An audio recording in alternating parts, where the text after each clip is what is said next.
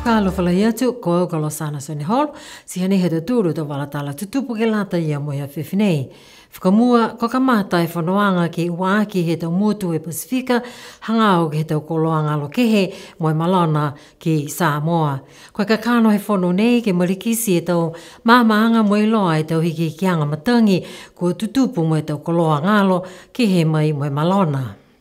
Koe tau whaktutalanga nei ke whakakese tau puhala mitaki mo i ki sia whoki e tau balekoanga ke lata mo e tau koloa ngalo kehe mo e malona ne kua tutupu ai ke he Pasifika tonga. Koe tahani a mga aho nei whoki ke malikisi e tau mailongaanga he tau whaktuwhono tau tangata mo e tau pisinisi ke whakatutala e tau koloa ngalo kehe mo e malona mo he hai ai whoki e tau tupe mo e tau ngahua bauaki ke lata ia mo e tau puhala ke umui atu ki mua.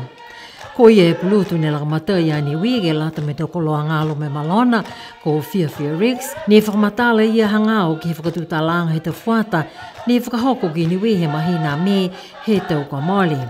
Whalataha atu ke he whakatutalanga nei koe te kitaki whakamua he taonga ni we ko Moira e Tama mo i hukui he tau whuata ko Charlotte Mangatungia. Ko kūlo si te whakamatalanga he tau motu ni ko whakakisi tau manatu e au nei. Kai kisia e takianga he tau manatu, ko e tau taonga, ko e tuanga he tangata ne North Pasifika, ko numela taha ke he talotora tau manatuanga.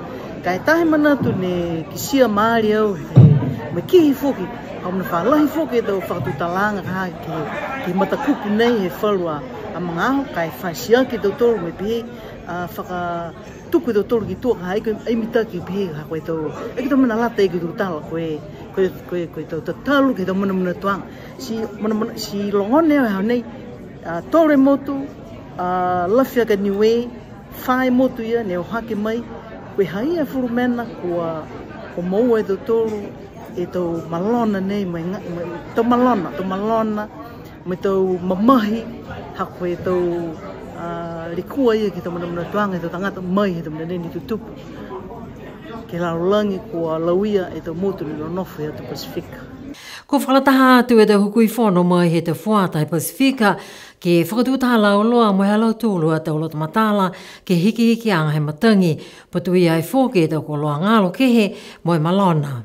Ko e tau hukui whono nā mai hiang whurumawha e atu motu he Pasifika potu ia e Atulunga, Federated States of Micronesia, potu ko Fiji, Kiribati, Nauru, Niue, Palau, Papua New Guinea, Samoa, Solomona, Tonga, Sipia Foki, mo Tuvalu, mo Vanuatu. Ko ka whalataha lau tūlu hangau e tau mumu i tangata, mo e tau pulenga kua lata ki tause mo e whakatutala e hiki ki anga matangi ke lata me tau koloa ngalo kehe kua lauia e tau kaina mo e tau tangata ne ha iai. Ko e whakamua ki a nei ko mai ke tau whuata ke whakailoa halau tūlo tau manatu ke whakatutala anga ke lata me tau whuata kua whakahoko e ki a pia he whahe tapu nei. Ko e whakatutalanga nei whoki kua tōlahi mitaki mai tau whuata ke whakahokulo halau tūlo tau maamaanga hangao ke tau koloa ngalo kehe mo e malona.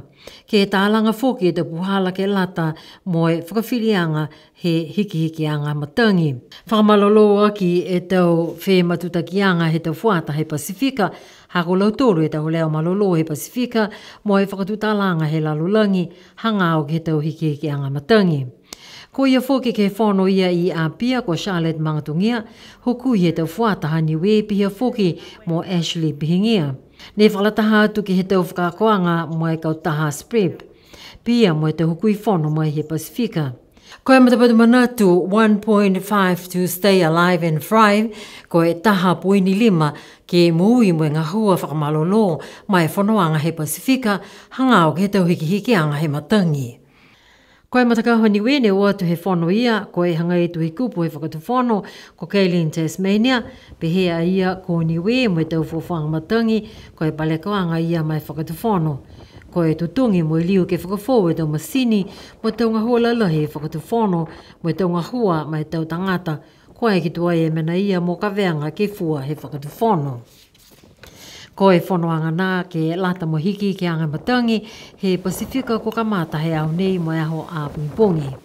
Ko tau whiwhine mo e tau whuata he motu ko niwe, ko lau tōru e tau sempiani, ke lata mo e tau ko loa kehe ko ngalo mo e malona, pihia he talhau e Felicia pihingia talangi, ko ia e urufkatono he whahenga hua Project Management Coordination Unit, po ke whahenga hua PMCU. Ko he hana whakamatalaanga ke he tau whakatutalaanga, ke lata mo e tau ko loa ngalo mo e malona, ne whakahoku ai he motu ko Samoa he māme hau i Neofi. Pehea Felicia talangi, ko e tau whiwhine mo e tau whuata i niwe, ko lo tōlu e tau hukui mai he whakatu whono, ko whakalataha atu ke he tau whono e lalulangi, hangao ke hiki ki angai matangi. Ko uia atu e tau whiwhine ke he whakatu whono, ko e tau whuata, ko uia atu whoki ke he whakatu whono, ko mai ai e lau tōlu he mahina ha me, ko lata ke whai whakamatalaanga am tōlu ke whakailoa. Si ko lata ke whangahau hake ke tau mena, ne manako am tōlu ke tau se. Ne whakahoko e niwe e taha whakatūtālanga ke he motu, hangao ke tau koloa ngalo me malona, he mahina ha me he tau nei.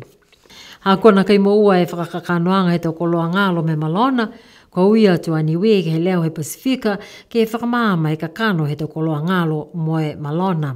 Pehea Felicia talangi, ka eke ke nakai whakamahinu mai e whakamāmaanga, mo e kakano he tau koloa ngalo me malona, ko e whalu tō tause e lau tūru ma tau tūru, mo e linga tō nakai māma e lau tūru e alito he whikau ha tau tūru.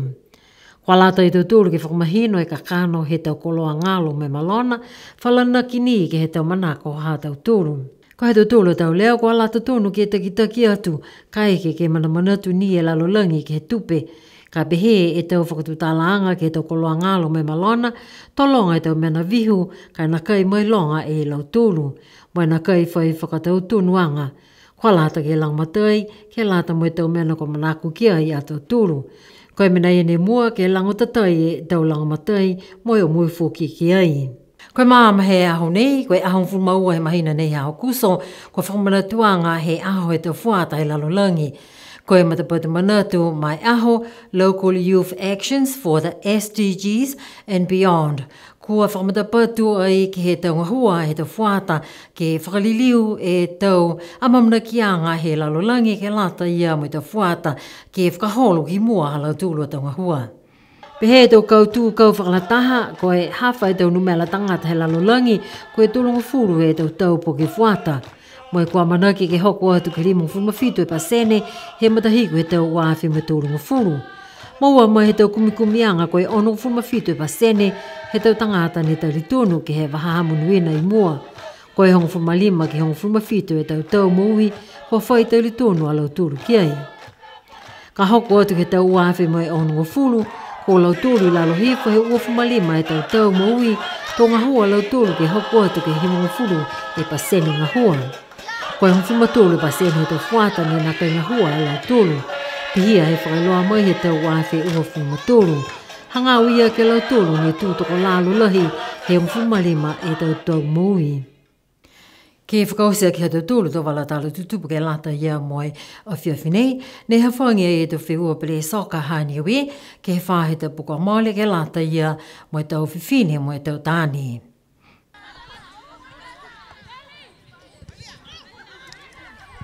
Whae matakau he tau whiwhine, ne kau tua e matakau ha Lady Marcos mai ia lofi, tu ua ha kupu mai tu tōlu e matakau vai ea, tu whae matakau ha lofi kula mai foki i a lofi. Lima e matakau he tau tahane, kau tua e matakau vai ea, tu ua matakau ha lofi taha, tu tōlu e matakau ha lofi ua, tu whae matakau ha kupu ua, mai tu lima e matakau ha kupu taha. Ko ia ne mahomo moe makaka atu hana tau pele whiua soka ke he aho, he tau whiwhine ko Ivy Fatai, me tau tāne ko Jessie Curry Sloan. Whai whakamailonganga whoki ke lata moi e ma tau whiwhine ne motua, he tau whiua pele soka, he tau whiwhine ko Mary Talaisi ma he maanga ko vaia, pia whoki mo o Sea Waga he tau tāne.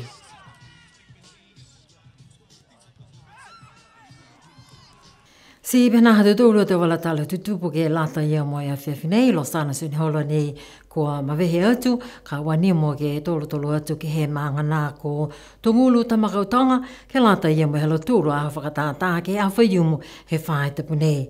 Lona whaa mo munuine pōtu liliu whileweia ke whae tapu kahau.